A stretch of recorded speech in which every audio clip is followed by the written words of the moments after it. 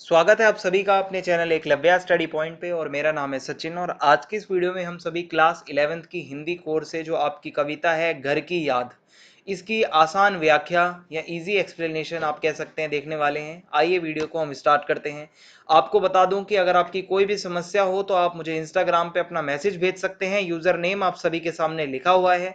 और अगर आप नोट्स पढ़ना चाहते हैं जो भी वीडियोस में आपको पढ़ाया जाता है उन सभी के, तो आप www.eklavyastudypoint.com जो कि हमारी वेबसाइट है, इसको आप विजिट कर सकते हैं।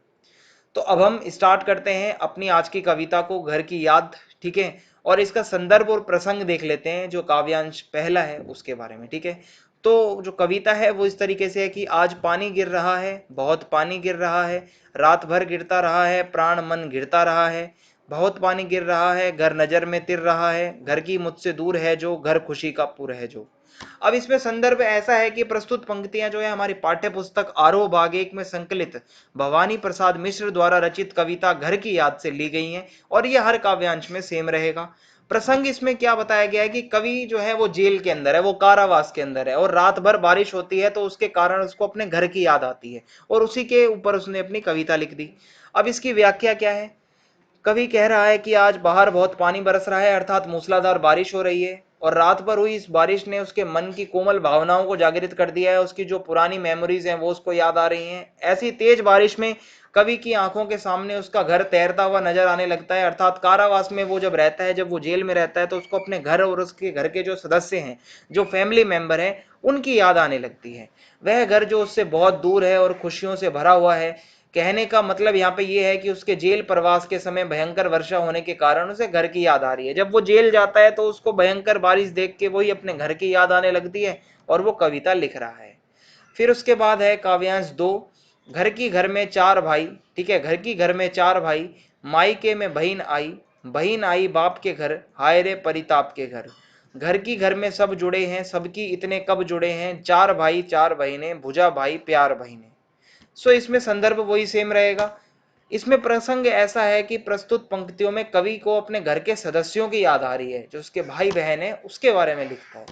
सो कवि अपने परिवार के सदस्यों को याद करते हुए कहता है कि उसके घर में चार भाई हैं। आज उसकी विवाहिता बहन भी मायके अर्थात अपने घर आई होंगी, यानी कि विवाहिता बहन का मतलब है जिस बहन की शादी हो चुकी है और वो उसकी मतलब अपने मायके आई हुई है, और उसे ना पाकर वह बहुत दुखी हुई होगी। ठीक है। किसे ना पाकर? जो कवि है। कवि कहाँ पे है? जेल में है। परिवार की वर्तमान स्थिति को देखकर ऐसा लगता है मानो उसकी बहन अपने पिता के घर न आकर कष्ट और दुख के घर में आ गई है। कहने का मतलब ये है कि उसके जेल जाने से घर में उदासी छा गई है, सभी लोग दुखी रहते हैं। कवि का घर जो है वो वास्तव में एक सुखी घर है, क्योंकि सभी लोग एक दूसरे से जुड़े हुए हैं, आपस में गहरा प्यार है भाइयों का और बहनों का।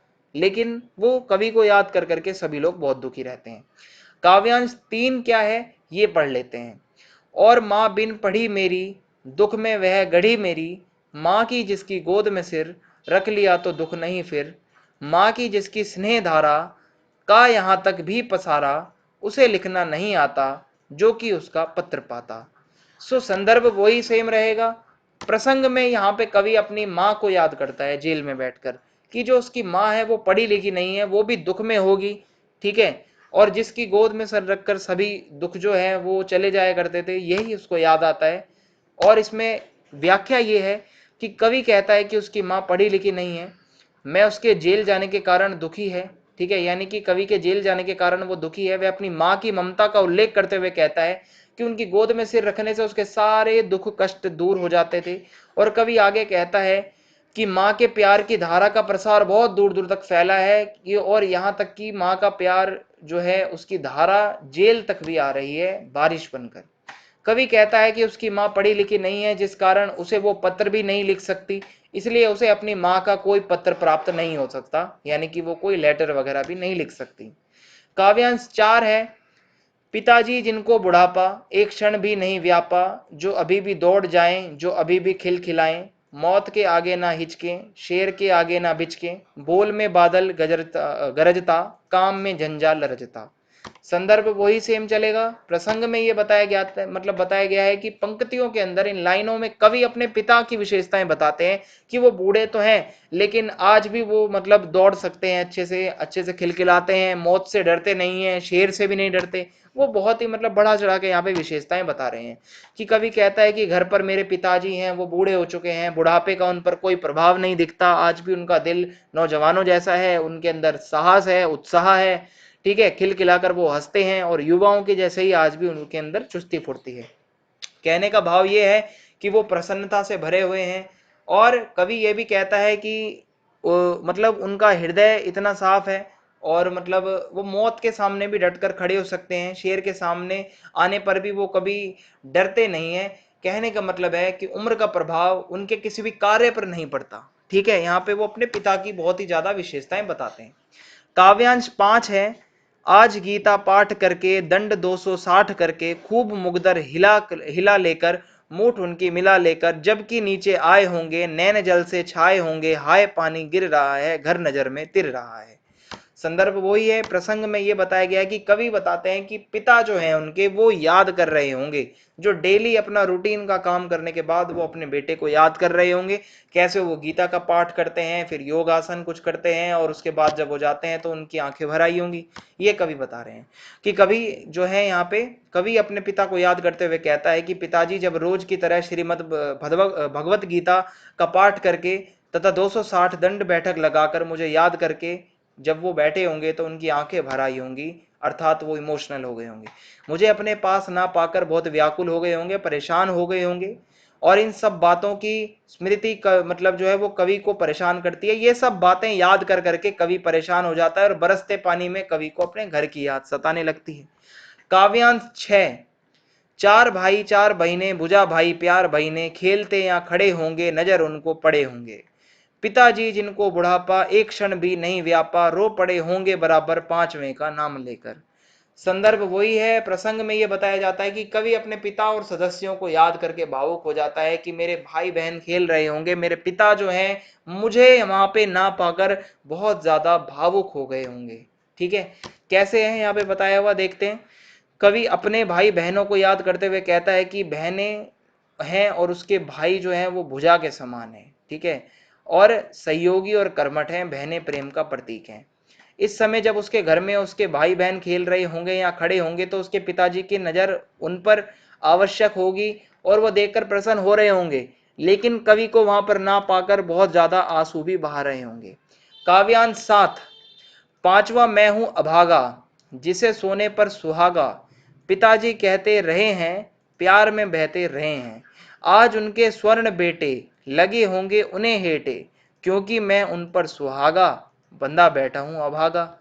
सो संदर्भ यही है। प्रसंग में बताते हैं कवि अपने आप को अभागा समझते हैं, यानी कि जिसकी किस्मत ही खराब हो, और भावुक हो उठते हैं। व्याख्या समझते हैं इसकी। कवि अपने पिता को याद करते हुए कहता है कि मैं अपने पिता का पांचवा बेटा हूं और वो मुझे हमेशा सभी बेटों में सोने पर सुहागा समझते हैं, सबसे श्रेष्ठ मुझे मानते हैं और मुझे देखकर ही हमेशा वो खुश होते थे। और आज मुझे जेल में बंद देखकर वो मतलब उनको बहुत दुख हो रहा होगा, जो कभी मुझे सबसे श्रेष्ठ समझा करते थे और मैं भाग्य का मारा जेल में हूं, उन्हें कष्ट पहुंचा रहा हूं। काव्यांश 8। और माँ ने कहा होगा दुख कितना बहा होगा, आंख में किस लिए पानी वहां अच्छा है भवानी, वह तुम्हारा मन समझकर और अपनापन समझकर गया है सो ठीक ही है यह तुम्हारी लीक ही है। संदर्भ वही सेम चलेगा। प्रसंग में क्या है कि कवि के पिता भावुक होते हैं तो कवि की माँ कवि के पिता को समझाने की कोशिश करती है कि आप दुख मत करिए, आपका बेटा एकदम जो है वो ठीक होगा। और व्याख्या में समझते हैं बाकी की बातें। कवि अपने पिता की स्थिति का अनुमान लगा रहा है जेल में बैठा हुआ कि उसके पिता की आंखों में आंसू आ रहे होंगे, माँ का हृदय दुखी हो रहा होगा और वे उनका साहस बढ़ा रही होंगी, ढाढ़स बढ़ा रही मतलब बढ़ाते हुए कह रही होंगी कि हमारा छोटा बेटा भवानी अच्छी तरह से होगा, आप क्यों अपना मन छोटा करते हो, क्यों आंसू बहाते हो, समझा रही होंगी। और वो अपने मन की बात समझकर और आपसे अपनत्व का भाव दर्शाने के कारण ही तो जेल गया है। वे आपके द्वारा बताए गए रास्ते पर चलता है, अर्थात वे तो आपके द्वारा बनाई गई परंपरा का ही पालन कर रहा है। ठीक है, फिर उसके बाद काव्यांश 9 है। पांव जो पीछे हटाता कोख को मेरी लजाता, इस तरह हो ना कच्चे रो पड़ेंगे और बच्चे, पिताजी ने कहा होगा, हाय कितना सहा होगा, कहाँ मैं रोता कहाँ हूँ, धीर मैं खोता कहाँ हूँ। तो यहाँ पे प्रसंग में बताते हैं कि कवि की माँ उसके पिताजी को हृदय मजबूत करने के लिए समझाती हैं, तो कवि के पिता भी कहते होंगे मैं कहाँ यार मतलब इमोशनल हो रहा हूँ। सो इसकी व्याख्या है कि कवि की माँ के पिता को समझाते हुए, मतलब कवि के पिता को समझाते हुए कह रही है कि जिस रास्ते पर उनका बेटा चल रहा है वह संघर्ष का रास्ता है, कर्तव्य का रास्ता है, और यदि वह उस पर चलने से अपना पांव पीछे हटा लेगा तो इससे मेरी कोख ही लज्जित होगी। अर्थात यदि वो अपने देश के प्रति कर्तव्य से मुंह मोड़ लेता है तो उसकी वीर जननी को ही लज्जा आएगी, शर्म आएगी। ऐसे समय में तुम अपनी आंखों से आंसू बहाकर उसे कायर मत बनाओ, वो तो वीर है। माँ पिताजी को हिम्मत देते हुए कहती हैं कि आप मन को कमजोर मत करिए, अपना धैर्य बनाए रखिए, अन्यथा आपके बच्चों का साहस भी टूटेगा और वो बाकी लोग भी रो पड़ेंगे। कवि कहता है कि तब पिताजी ने अपने आंसुओं को छुपाते हुए कहा होगा कि मैं कहाँ रो रहा हूं, मैं तो अपना धैर्य नहीं खो रहा। कवि यह सोचकर करुणा से भर गया, इमोशनल हो गया, और अपने हृदय में भेजना छिपाना उनके लिए कितना मुश्किल हो रहा होगा, ये वेदना छिपाना। ठीक है, फिर काव्यांश 10 है। हे सजीले हरे सावन, हे कि मेरे पुण्य पावन, तुम बरस लो वे ना बरसे, पांचवें को वे ना तरसे। मैं मजे में हूं सही है, घर नहीं हूं बस यही है, किंतु यह बस बड़ा बस है, इसी बस से सब विरस है। इसमें यहाँ पे काव्यांश के अंदर कवि अपनी मानसिक स्थिति का वर्णन करता है कि वो कैसा महसूस कर रहा है। तो यहाँ पे क्या है कि कवि जो है, कवि सावन को संबोधित करते हुए कहता है कि हे सुंदर, आकर्षक और लोगों को खुशियां देने वाले सावन, शुभ वर्जन का मंगल करने वाले सावन, तुम अवश्य बरसो। तुम्हारे बरसने से जगत का उद्धार होता है, लेकिन मेरे पिताजी की आंखों को ना बरसने दो। ठीक है, सावन बरसता हुआ अच्छा लगता है, लेकिन मेरे पिता की आंखों के आंसू नहीं अच्छे लगते। फिर है कवि आगे कहता है कि मेरा संदेश देते हुए मेरे पिता को कहना कि मैं यहाँ पर बहुत आनंद में हूँ, मजे में हूँ, बस कमी है तो इसी बात की कि मैं घर पर नहीं हूँ। कवि के बस में बस कहने पर उसका सारा दर्द छुपा है कि बस मैं घर पर नहीं हूँ, ये जो बस है ना यही सारा दुख है।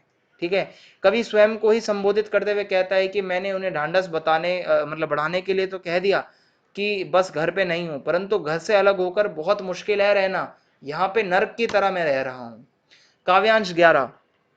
किंतु उनसे यह ना कहना, उन्हें देते धीर रहना, उन्हें कहना लिख रहा हूं, उन्हें कहना पढ़ रहा हूं, काम करता हूं कि कहना, नाम करता हूं कि कहना, चाहते हैं लोग कहना, मत करो कुछ शोक कहना। सो इसके अंदर प्रसंग में यह है कि कवि सावन को अपना दूत बताकर अपना संदेश अपने माता पिता तक पहुंचाने के लिए लिखता है कविता के अंदर, और बताता है कि कवि संदेशवाहक सावन को कहता है कि मेरा मैसेंजर बन जाओ और मेरे घर जाकर मेरे माता पिता को यह कहना कि मैं दुखी नहीं हूं, या ऐसा मत कह देना कि मैं दुख में हूं। उनके सामने निराशा की बातें ही मत करना, उन्हें कहना कि मैं आनंद में हूँ, मस्ती में हूँ, साहित्य का अध्ययन करता हूँ, कविताएं लिखता हूँ, नाम भी कर रहा हूँ, लोग भी मुझे जानते हैं, कोई शोक मत करना, कोई दुख मत करना, जेल के लोग हैं जो बाकी सब वो भी मुझे बहुत चाहते हैं। काव्यांश 12। और कहना मस्त हूं मैं, कातने में व्यस्त हूं मैं, वजन 70 शेर मेरा और भोजन ढेर मेरा, कूदता हूं खेलता हूं दुख डटकर ढेलता हूं, और कहना मस्त हूं मैं, यो ना कहना अस्त हूं मैं।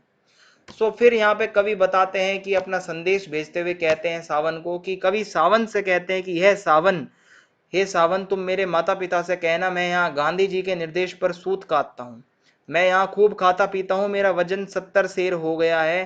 कहने का मतलब है कि मैं हर प्रकार से खुशी से हूँ, मजे में हूँ। आगे कवि कहते हैं कि सावन तुम पिताजी से यह भी कहना कि मैं यहाँ पर खूब खेलता कूदता हूँ और दुखों को अपने से दूर रखता हूँ।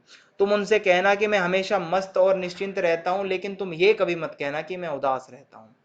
काव्यांश 13। हाय रे ऐसा ना कहना है कि जो वैसा ना कहना, कहना देना जागता हूँ आदमी से भागता हूँ, कहना देना मौन हूँ मैं, खुद ना समझूं कौन हूँ मैं, देखना कुछ बक ना देना, उन्हें कोई शक ना देना। हे सजीले हरे सावन, हे कि मेरे पुण्य पावन, तुम बरस लो वे ना बरसे, पांचवें को वे ना तरसे।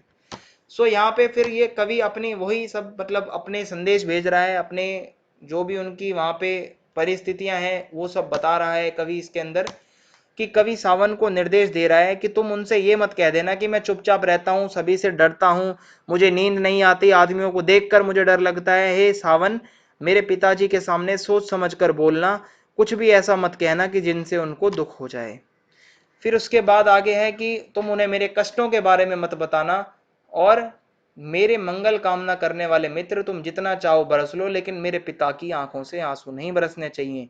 और कवि की याद में उसके माता पिता तो चिंतित हैं ही, कवि भी उनकी कल्पना करके दुखी हो रहा है जेल के अंदर। और इसी के साथ ये कविता यहाँ पे खत्म होती है। आप चैनल को सब्सक्राइब करना ना भूलें, ज्यादा से ज्यादा वीडियो को लाइक करें, और आप कमेंट करके जरूर बताएं कि वीडियो कैसी लगी, और ज्यादा से ज्यादा वीडियो को शेयर कर दें। जय हिंद, जय भारत, बहुत बहुत धन्यवाद।